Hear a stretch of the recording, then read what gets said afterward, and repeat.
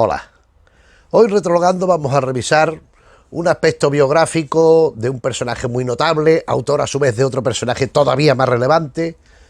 Vamos a hablar en este vídeo de Arthur Conan Doyle, detective.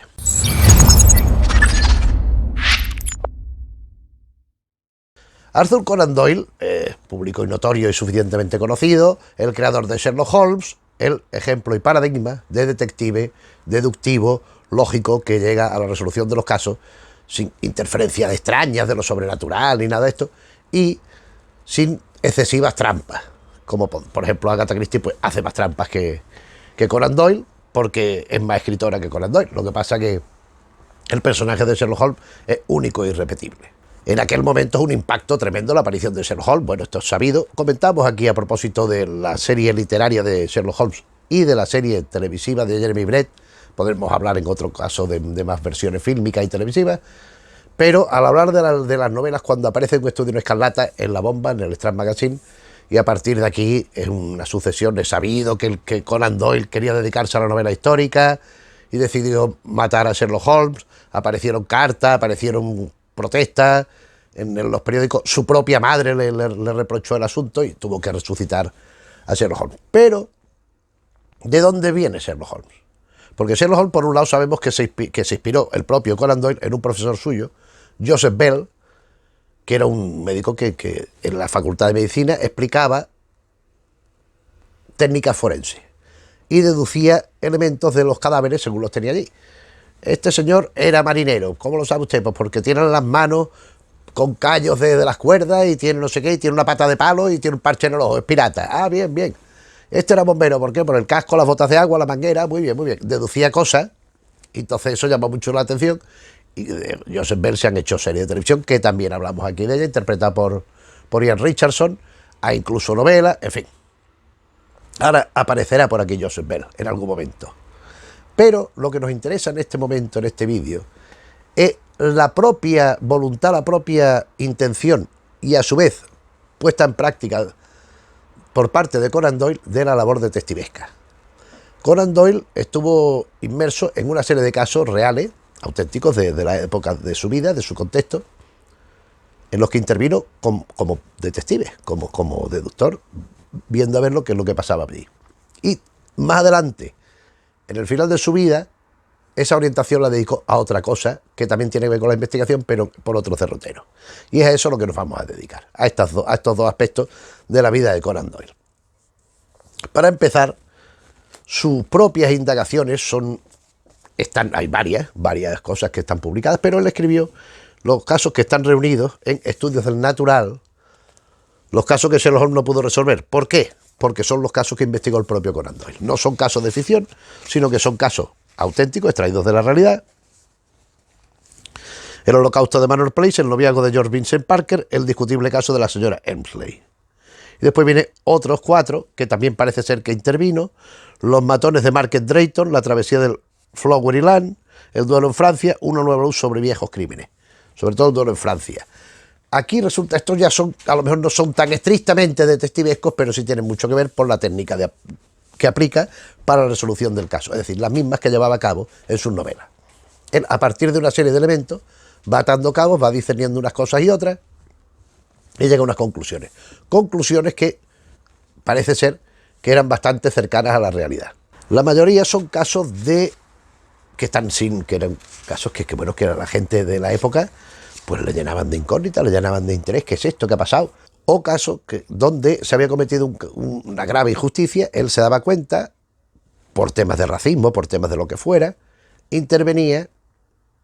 Era un personaje público muy importante, muy influyente. Conan Doyle era considerado una autoridad civil por todos sus méritos, no solo literarios, sino también médico. Él como médico no fue ninguna eminencia, pero tenía su clientela.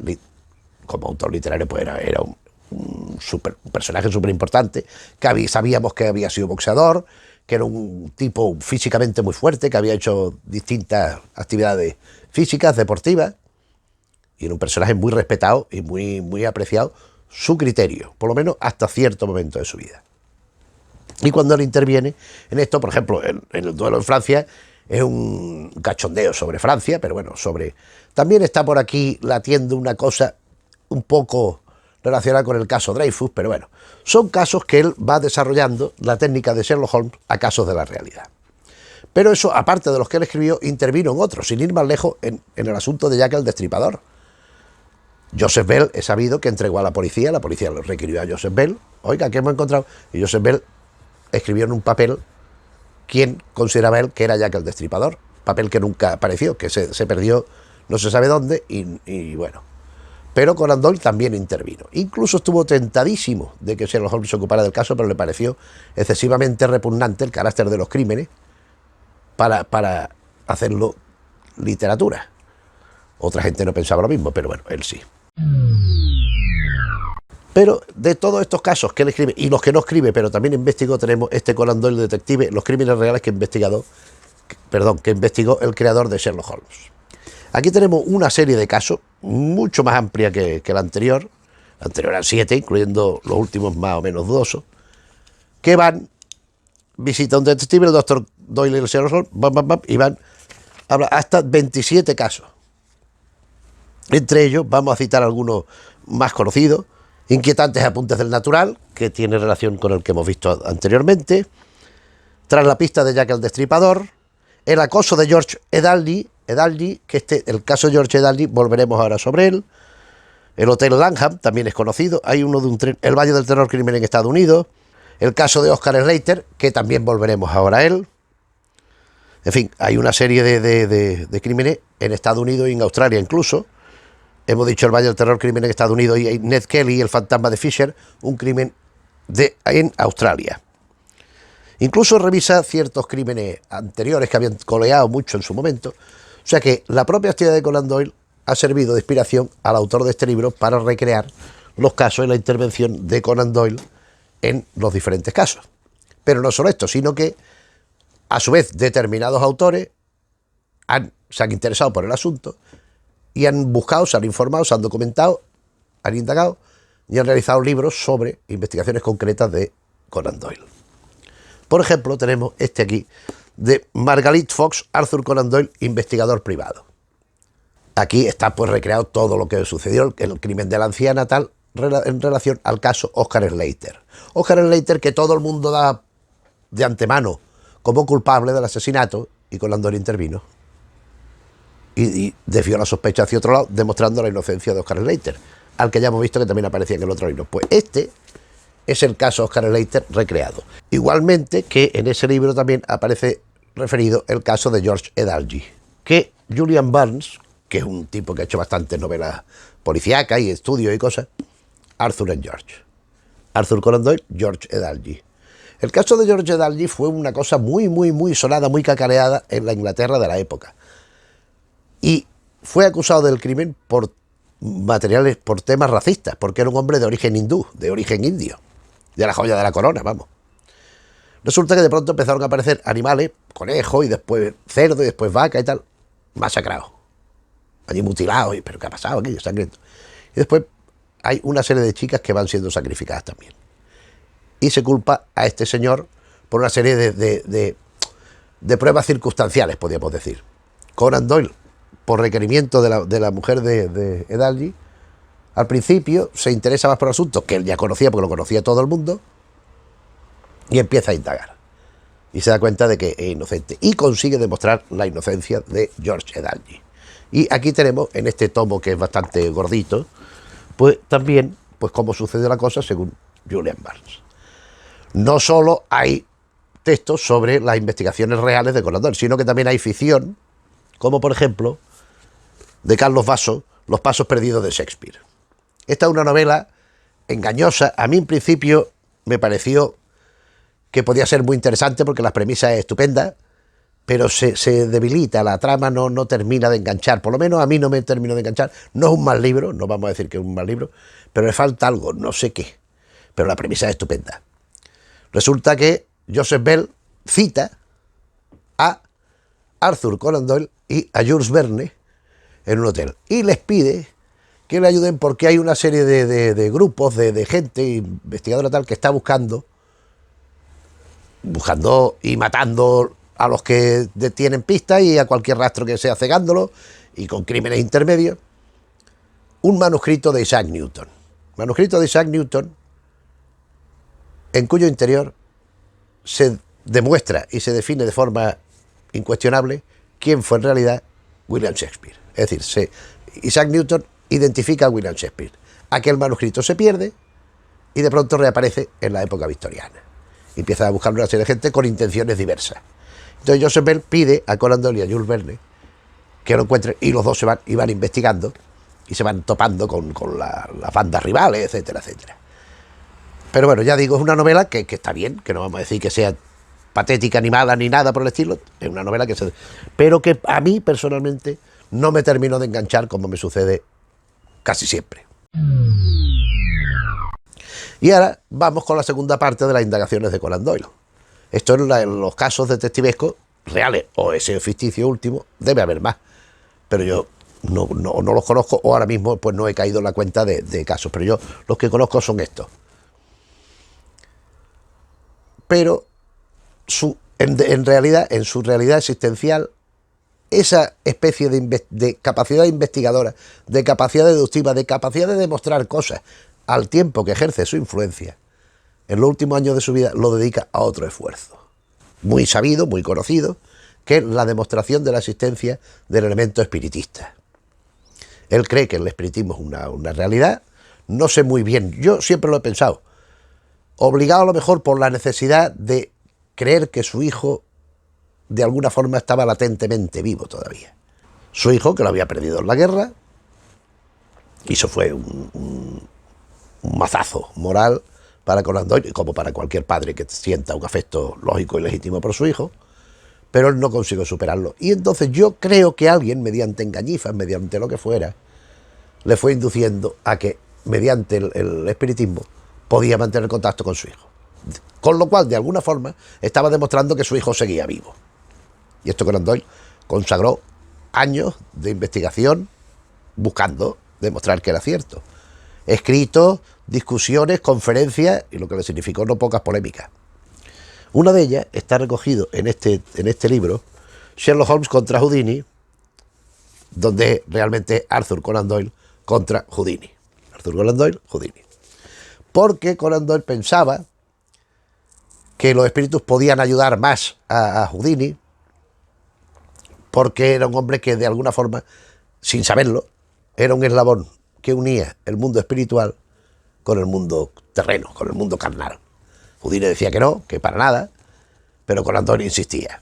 De hecho, Conan Doyle siempre pensaba que Houdini se servía de elementos preternaturales, sobrenaturales para muchos de sus actos. Y de pronto, y le decía a Houdini, no, tal, y de pronto la madre de Houdini muere.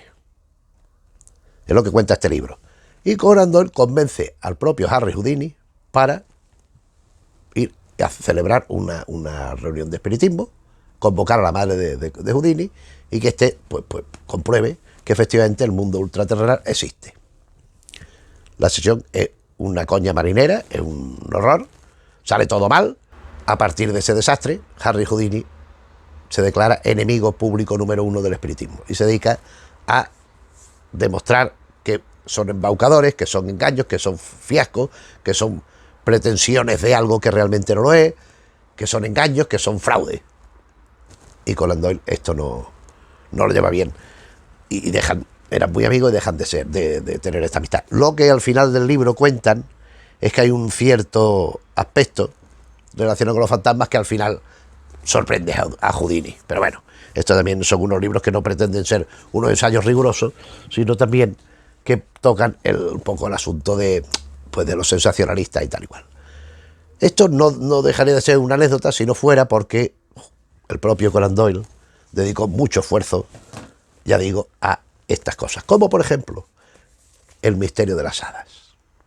Esto es uno de los libros más alucinantes que yo conozco, porque un tipo tan inteligente, tan brillante como Conan Doyle, y tan, por lo que dicen, tan reflexivo muchas veces, y tan, ¿cómo puede caer en un truco tan elemental y ser embaucado por una chorrada como esta? Resulta que aquí está reproducido todo. Este es un libro que Conan Doyle escribió para demostrar la existencia de las hadas y del caso en concreto, pero extensible a más cosas. El caso en concreto es que resulta que hay unas niñas que están en un jardín y hacen una foto de unas hadas, como esta que se ve aquí, en esta portada.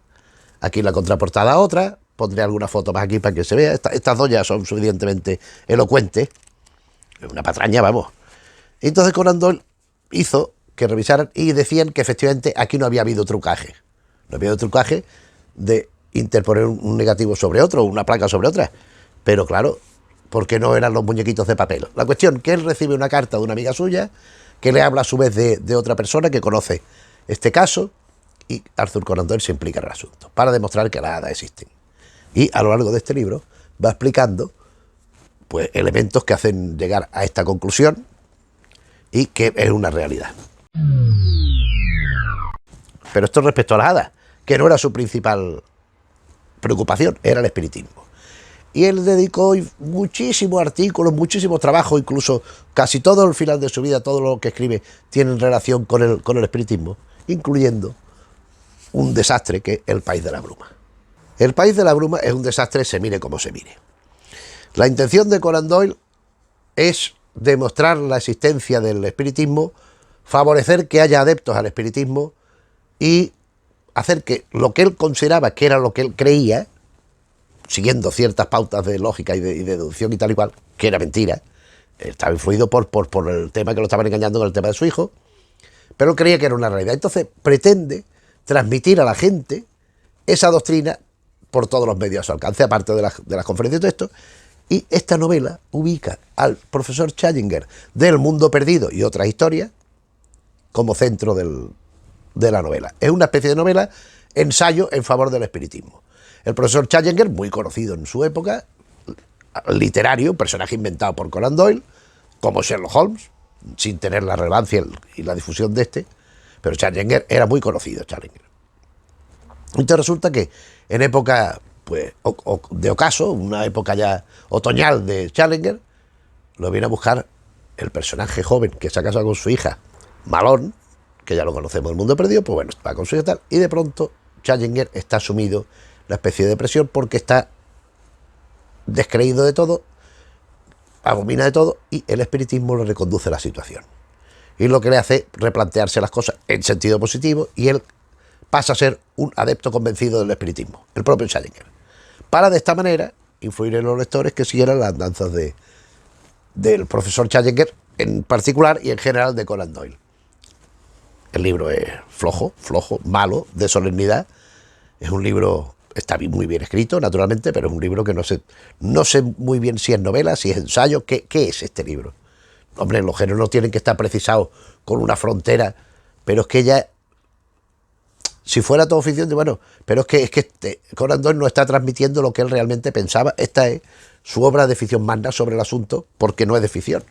Es de ficción los personajes y las situaciones en que los coloca, pero lo que está transmitiendo es su convencimiento personal auténtico. Entonces tenemos a un Challenger desencantado de todo, decepcionado del mundo, y que y por obra y gracia del espiritismo se recupera la fe en todo y se vuelve un personaje positivo y tal y igual. Pero muy mal llevado. De hecho, de Challenger hay varias ediciones, por ejemplo, de Aguilar, La aventura del profesor Challenger, donde se incluye Los abismos de Maracot, que no es Challenger, pero es un antecedente directo, El Mundo Perdido, las 3 historias más o menos cortas, y ahí se acaba.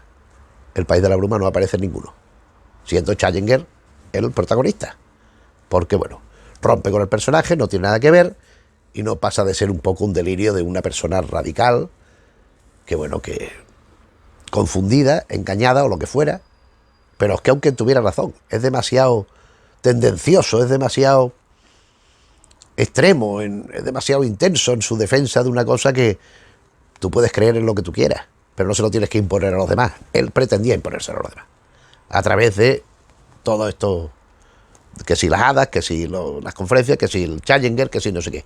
Él pretendía que la demás gente, porque pensaba que era como una evangelización. Él lo que estaba haciendo era una misión de que el mundo fuera más feliz a través del espiritismo. Y bueno, el resultado es, por ejemplo, esta novela. En fin, esto es lo que hemos querido contar hoy. Primero la faceta detectivesca terrenal de Conan Doyle y después su aspecto de deducción respecto a lo espiritual, que naturalmente, pues en mi opinión, es un fallido absolutamente y es muy erróneo.